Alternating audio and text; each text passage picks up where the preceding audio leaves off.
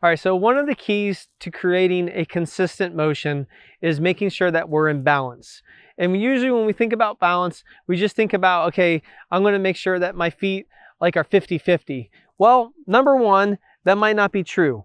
So what we're gonna do, number one, is we're gonna test where you wanna shift to. So this is a really easy drill. You're just gonna put your arms out and you're just gonna rotate. Don't think about your golf swing. Just think about if you just were to turn. You can kind of see how my symmetry, I actually go a little forward, right? So that's where I wanna turn and rotate to. Some people turn a little bit more to the back. That's okay too. Some even turn more centered.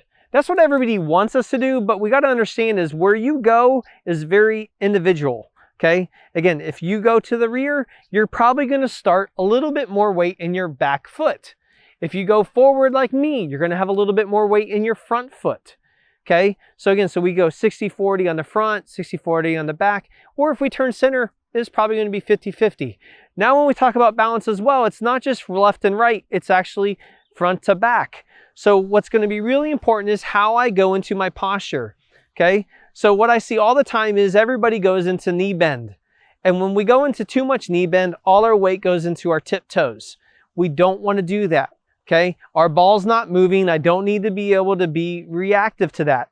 What's going to happen is we're going to take our club, we're going to put it right up on your hips, put it right up underneath your belt buckle, and you're going to relax your knees and you're going to push your pelvis back so that your tailbone is going back out over your heels.